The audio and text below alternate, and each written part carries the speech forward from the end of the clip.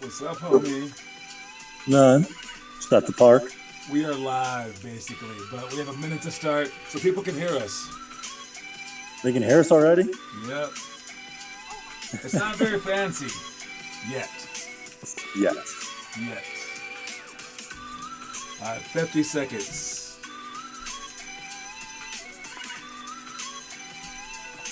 It's not very fancy. It's all right. They're allowed to hear me. My voice doesn't get any better by waiting, so. Oh, I just didn't want you to start cussing. Oh, yeah, no, definitely not. John says we're live and we can all hear you. Can you still see me? We can see you. Okay. 20 seconds.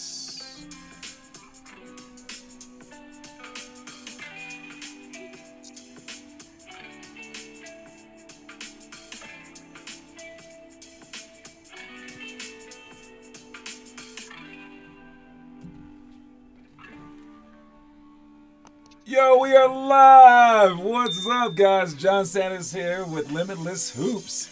All right, we have a special guest. I'll just get right to that so we can let him go afterwards. All right, we got Derek Valdez in the house. Now let me switch over to that page. Here we go, Derek. And you are up on the screen, Derek. What's up, baby? Hey, how y'all doing? They don't I know answer back like that. I'm curious how they're doing.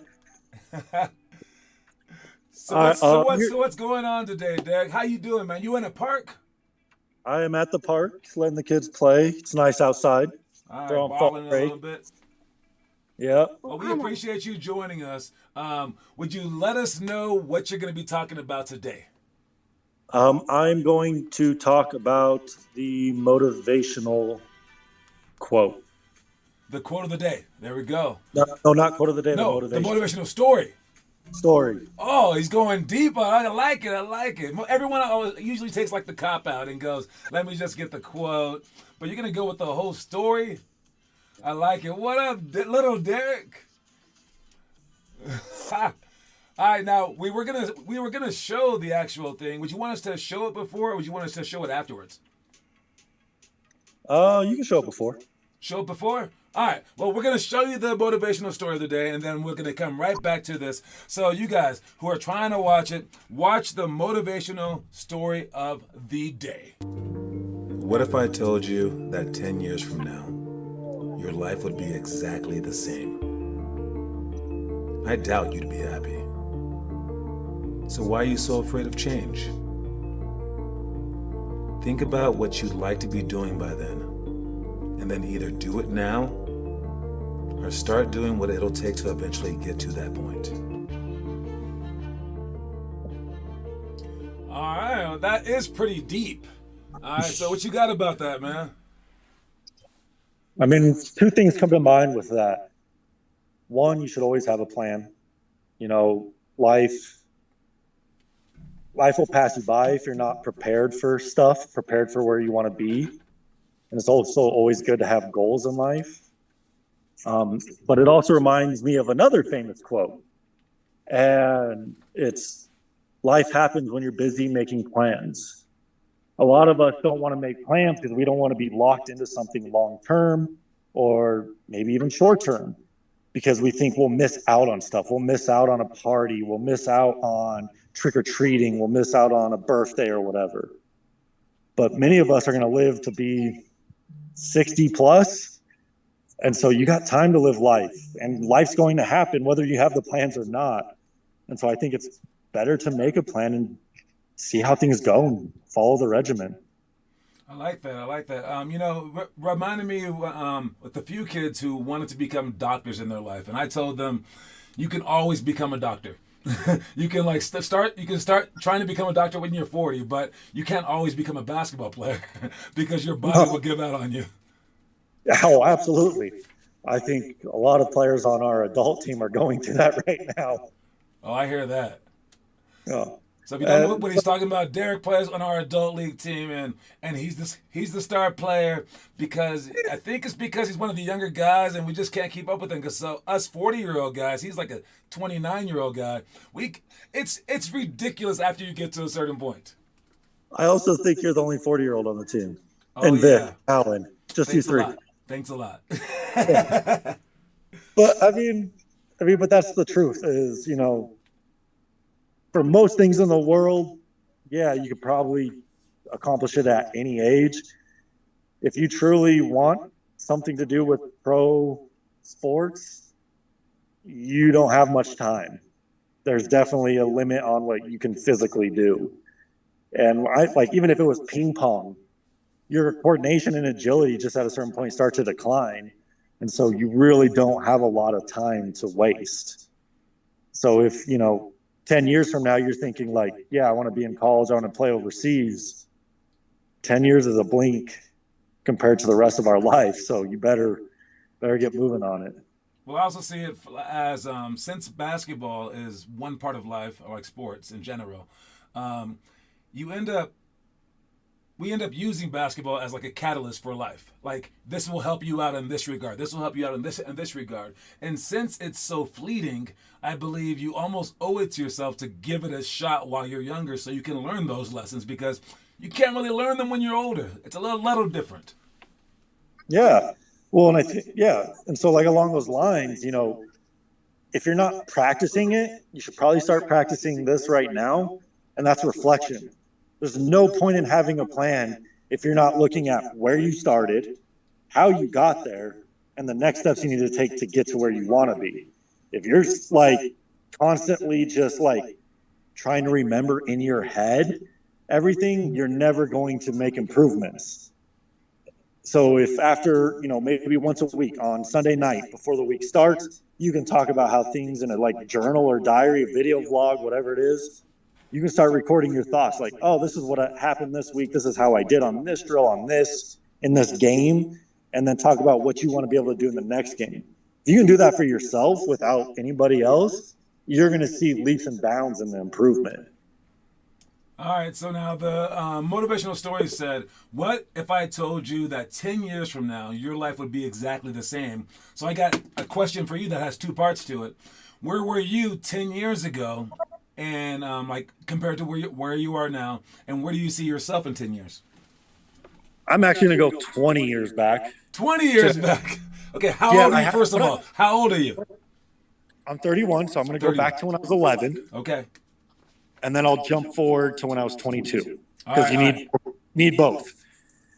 At 11, my mind was NBA, like every middle school basketball player. I hit high school, I was like, yeah, NBA is not happening. I didn't put in enough work early enough. College was still an option for me, so I went for it. Went to college. College, squandered my time again. And then at 22, because Derek was just born, I wanted to set an example of what hard work could be. I wanted to be a role model for him. And so at 22, I decided I'm good enough to go overseas. I see some of these dudes I've played against growing up, and I see what they can do. And I'm like, I'm better than you. It's not close. I'm better than you. So I decided to return. And I'm like thinking, okay, 5 years from now, I can be playing somewhere. In 10 years from now, I'll be retired, probably coaching or something, magnificent with my life. That was my vision. 1 month into making that decision was the first time I tore my ACL. Oh, wow. And that's why I went back 20 years. Because at age 11, I didn't know better. I just didn't. I was once 11, believe it or not, and I remember everything that people told me. And I'm the sort to just believe in like movies and in what people were saying, and I still took it for granted. Like, yeah. I definitely was like, you're set with whatever you're telling me is correct. I believe you. I just still didn't do it. And I think a lot of our kids are doing the same thing. Yeah, it's amazing. Now I'm 31, and if I would have put the amount of work I am right now and just trying to be back to like a normal body, I don't know if I would have made NBA just because of certain physical limitations, I'm sure. Definitely would have gone upper D2, lower D1. Definitely would have played overseas. But I'm 31 now. A little late for that. Yeah, now maturity is a part of it. Trust is a part of it. Just understanding things, and it is tough when you're young to listen to adults and then to apply it to your life. It's one of the tougher things in life. I actually don't think. What'd you say after maturity? You said part of it's maturity, Part of it's maturity. Um, I forget what I say. I just kind of blab sometimes. but there was that. You said a second piece, and I actually disagree with it. You disagree with it? Oh, then I want to bring it up. I would And say part of it's maturity, part of it's faith, like and faith in the person faith. talking to you. I did. Well, yeah, faith with the person talking to you. Yeah, no, But no, I no. think I don't mean faith in like the universe. I mean like the person telling you what they're telling you. You just don't believe them. I actually think they're afraid of what they're being told. Possibly. Because I think so much of why we never jump for our 10-year vision is 100% like, well, not 100%, but majority fear based. What if I jump and it doesn't work out? Well, that's what you said when you said that plans seem very limiting. And it's like as Yeah. soon as you start to plan, it's like, well, then you're unplanning all these other possibilities. Yes. And I think, make the plan, just jump in. Sure, I don't make the NBA. What's the worst that could happen? I go D1. I Right. maybe get asked by a D1 coach to stay back and become an assistant coach. And now I'm coaching at the college level. Or maybe I get like summer league at worst and I don't make it past that. But then I start seeing other avenues. Maybe the G League's an option. Maybe summer league coach is an option. Like jumping in all in may not get you your exact goal, but it definitely opens more doors than it closes. No, you've listed my entire life, and I think I was forced to jump in due to my height, and like everyone just going, "Well, duh, you're gonna do this." And I was also enormously like blessed, but I don't regret anything. I fell short, but it was just like I landed in a pretty good spot. So I think the level that I'm at, with a little effort that I gave, I would give the average basketball player who's 9 years old could reach my level if they went all out like Kobe. 100%. Yeah. I would say in many ways, you are lucky. Oh, very, very, very much lucky. Oh my God. No, if I were average and like height and stuff like that, I wouldn't have made anything. Yeah. No, by far. I was thinking about this the other day. If I had my current, well, not my current, but like my 22-year-old skill at your size, I was like, I would definitely make it. Oh, easily. Yeah. No, But I also might not have I've worked always the way seen I that. did. I've always seen that. That's why Wembanyama is so cool because he's actually putting in the work at that size. Yeah. Yeah. That's so interesting. All right, man. Well, hey, thank you so much for joining us, and tell the rapscallion back there. Thank you for joining us as well, little Derek and Big Derek. And where's the girl? She's climbing on a fence or something. Fair enough. Fair enough. She's getting better at climbing. Good enough. Well, thank you guys so much. All right, we'll see y'all soon. All right. Take care. All right, peace out, everybody. Peace. Okay, All bye. right, that was greatness right there. All right, we really, really appreciate them joining us. That was Derek and Derek letting us know their thoughts on the story of the day. Now, if you missed it, I can play it again for you. Watch it real quick. What if I told you that 10 years from now, your life would be exactly the same? I doubt you'd be happy. So why are you so afraid of change?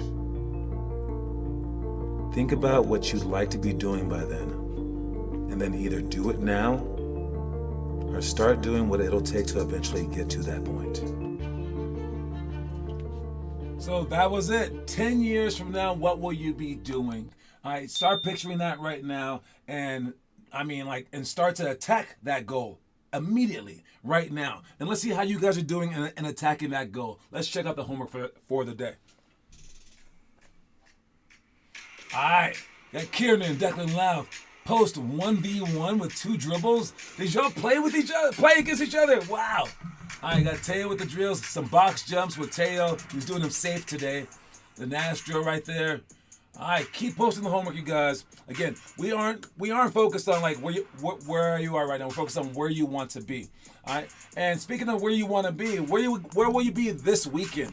All right. This weekend we have playoffs in the mix. All right. So if you haven't been to the site yet, make sure that you go to the site and book. We have every team except for our high school team playing because they don't come to practice. So we got our 4th grade team, 6th grade team, and 8th grade team on the playoffs this weekend. All the games are on Sunday. So you get Saturday off. Maybe shoot some shots. Maybe. All right. What else are we talking about? We got Happy Halloween tournament. All right. The Halloween tournament, I think I'm just going to put in the 6th grade tournament because now Taz is hurt. We only have 4 people for the 8th grade anyways. So we're probably just going to put in the 6th grade team.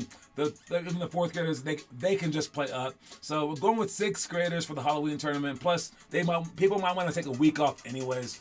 So I'm not going to get caught up in paying for a tournament and then having 3 people show up. But we'll definitely do that. But we will know the details by the middle of the week. So heads up for the 6th graders, you'll play 2 straight weeks of tournaments. And then for the quote of the day, am I on the quote of the day already? Might as well. All right, the quote of the day is your actions define your results. All right, that's basically what we were just talking about. But think about what you're actually doing. All right, those will be the results. I know that sounds so easy and so simple. It's like my actions define my results. Of course, if I drop this pin, the pin will fall. Duh, right? But you have to realize that it's always like that. All right, you're playing. Okay, then we'll see how you play this weekend. We'll see how many people show up. If 8th graders show up, I'll sign you guys up for the tournament. But I'm pretty sure we'll have like 5. So it is what it is. But yes, your actions define your results. All right, so if you want great results, you're going to have to have great actions. If you want great actions, that has to be an everyday thing. All right, so try to make sure that your actions are lined up with your results. So every single day you have to say, am I acting like an NBA player? Am I acting like a future CEO? Am I acting like a great human being? Every single day, because your actions, again, end up being your results. Again, it sounds straightforward, but a lot of people just miss the mark when it comes to that. Our itinerary for the day. Future stuff. No, this was from yesterday. You stopped that yesterday. For today, we got reverse layups, baseline to bounce for shots, loose balls, press break, walk through, 4 to 9 seconds down by 3 free throws, and 5-on-5. Loose basketballs. Die for those balls, dude. All right? But the stuff that we talked about in the past, star passing, post catch, quick finish, 3-on-3 defensive positioning, press break, reverse, repeat, 4 to 9 seconds down by 3 free throws, and then bigs versus guards. All right, those of you guys who are small with the bigs versus guards, this is a great game for both the people. I'm going to show a Wembanyama clip where he's nutmegging someone with the basketball. That's a big play like a guard, but can you guards play like a big? All right, the more that you can do that, that's the more playing time that you have. So be able to go outside of your comfort zone and say, I can post up too, or I can dribble too. The more all-around player that you are, the more playing time that you get. You don't want to be a liability on the court. Even Steph Curry has to deal with that. Something we were going to do today would have been Buffalo layup drill, points in the pot, defense on dribble handoffs, contested shots, 0 to 3 seconds down by 3 with free throws, and then Olympic drill. When they hand the ball off for dribble handoffs, we have to make sure that we are in the correct spots. Okay, so for dribble handoffs, we want to make sure that when the point guard has the ball up top and he's going to be passing the ball to, let's say, the 2-man over here, okay? He's going to be dribbling at him and doing a handoff. Our defense for this needs to be solid because there are so many different options that can happen, okay? So if you guys are guarding them, let me see that. 1 defender right there and then the 2 defender right there, all right? As he dribbles over here, you do want to follow him, but then if you're just guarding him and don't realize that there's a screen, the reason why this works so well is because you become a screener. And now he has to try to get by 2 of you. Let's say he goes under. Well, now this guy can just stop right here and pop a 3. So if he's anywhere like a threat, now you end up going over, and this guy can just roll to the basket and go score, unless you're here to help. But if you're there to help, and this guy's about to hand off the ball, maybe he hands it off, maybe he doesn't. And if he doesn't, now he gets to go straight to the basket because you were too far off. So how we guard this is this. You stay with your man, during this handoff process, and you basically will mirror the ball. All right, you're gonna step back slightly to mirror the ball. He does go over the screen, and if this guy comes off without the ball, you're still right there in front of your defender.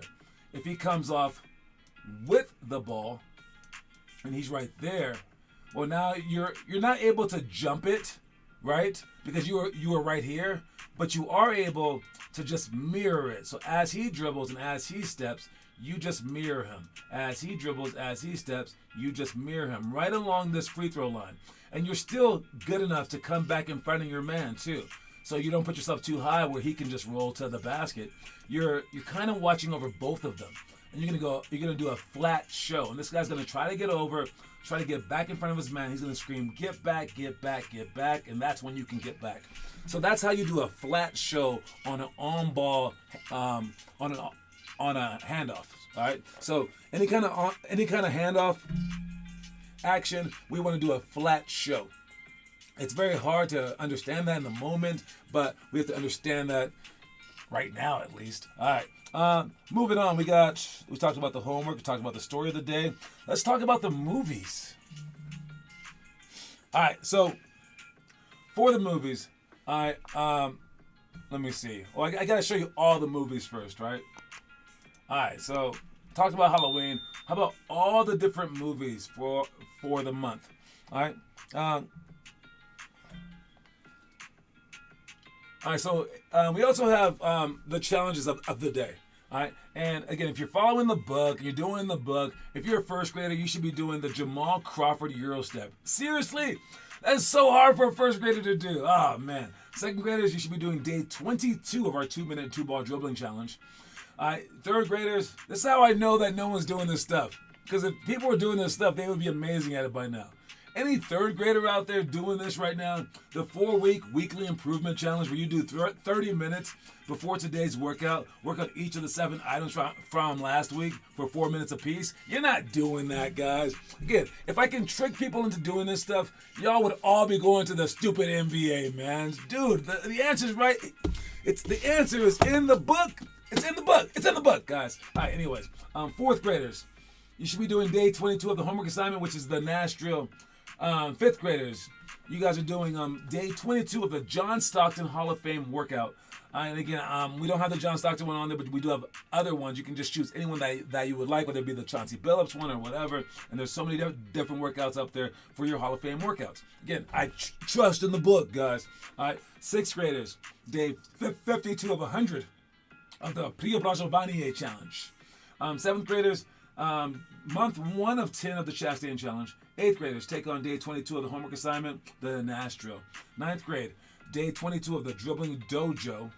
10th grade, continue day 22 of our 4-week pick and roll challenge. For today, watch the video for the retreat to pass strategy. You're just watching a video? That's it? Wow. And then 11th grade, take on day 22 of the homework assignment. And then 12th grade, take on day 22 of the 10-minute drill. All right. But as for the movies, first graders, you are meant to watch Rookie of the Year. Second grade, Sandlot. Third grade, Miracle. Fourth grade, Rocky 4. Fifth grade, Rocky Balboa. Sixth grade, Senna. Seventh grade, Run Fat Boy Run. Eighth grade, Tin Cup. Ninth grade, Moneyball. 10th grade, Slapshot. 11th graders watch Semi-Pro. And 12th grade watch Tyson. Now, for my favorites and the funniest and the best, I gotta go with, let's talk about the funniest movie on this list first. The funniest movie on this list is Semi-Pro. All right? Semi-Pro is the funniest movie on this list. It is hilarious. Will Ferrell knocks it out the park. If you want to watch a funny movie and you're close to 11th grade, talk your parents into letting you watch that one. As for my favorite movie on this list, Rocky 4. All right, it's a favorite of mine. I love Rocky 4. All right, it's the one where he goes to Russia. It's corny in some ways, but I don't know, man. It's really, really cool. And again, I said it before, but when they did Creed 2, when they brought back Ivan Drago and his son, like it was just getting in my feels, man. I love that movie. All right, but now the best, most epic movie on this list, I think it's pretty clear. I mean, Moneyball's really, really close. That's probably the best drama on this list, but the best overall epic style movie on this list. You saw it earlier. It is The Sandlot. All right, The Sandlot is just it's probably one of the greatest kid movies of all time. All right, that's the baseball right there that they knocked over the fence, that they needed a ball, and the new kid in town brought his stepdad's signed baseball to play in a game because he hit a home run. Did he hit the home run? I think he hit the home run. I'm not sure. All right, but yes, now they needed to find this ball again, and it's just a whole bunch of coming of age stuff, funny, witty, cool, cute, cool. I don't know. It's just a neat movie. Although it's our second grade movie of the month, I would say any age human being can watch this movie and enjoy it. So if you have not seen The Sandlot, you are missing out. All right, let's go on to the trivia question today and see what we're talking about. All right, we got Kieran Louth with the lead, 5-3 to 2 to 1. Sandlot is so good. It is so good. All right, we're going to see who can get the trivia question right today. This one is a kind of a tricky one. You won't know it off the top of your head. I guessed it correctly, though, but I had some options to guess from. All right, the trivia question today is, who scored the first points in Toronto Raptors history? That's the question. Now, it's Toronto Raptors. Toronto did have a basketball team beforehand called the Huskies. And we're not talking about that team. We're talking about the Toronto Raptors. Who scored the first point in Toronto Raptors history? So this is more recent. Do not get it confused with the Toronto Huskies, please. Who scored the first points in Toronto Raptors history? There's a lot of great players that have played for them. I think this one is a Hall of Fame player, too, if you want a hint. Pretty sure it's a Hall of Fame player. I know he got like a whole bunch of steals in his career. Damon Stoudemire is a great guess. Wow, that is an amazing guess. See, I would have guessed someone else, but I guessed this guy and I was actually right. Damon Stoudemire is not the correct answer though. It's not the correct answer. This guy was a steals demon during his playing days. He's kind of older toward the end. Does anybody know? You have until the end of the show to answer. All right, I'll keep an eye out in the comment section if anyone answers. Again, you can only answer one time due to the Taz holding us accountable for these rules. So maybe no one's gonna get it right. Maybe no one. I'll look it up to see if it's maybe Damon Stoudemire. That sounds right, but nah, man. He was a point guard anyways. Oh, this other guy was just like a shooting guard, I think. I don't know. Anyways, all right. Moving on. Look at this dude right here, man. Victor Wembanyama nutmegging someone. Let's see if I can pull up the video. I mean, okay, I think if anybody did this, it's a pretty interesting play. All right, but I would say anyone over 6'8", 6'7" even. 6'7". Anyone over 6'7" doing this move. It's insane. It's insane. And the fact that this guy is 7'4" doing this, I don't think you guys get it. Like, y'all don't get it, man. Like, this is not normal. This is psychotic. And then he has it taken away by the Rockets. Victor returns the favor. Behind the back. Bumps. Flips it off. Bassey. Couldn't complete the play, though? Oh, you gotta make that. You gotta make that. Yeah, I mean, I can understand if this was Muggsy Bogues, but it's not. It's Yo. Right.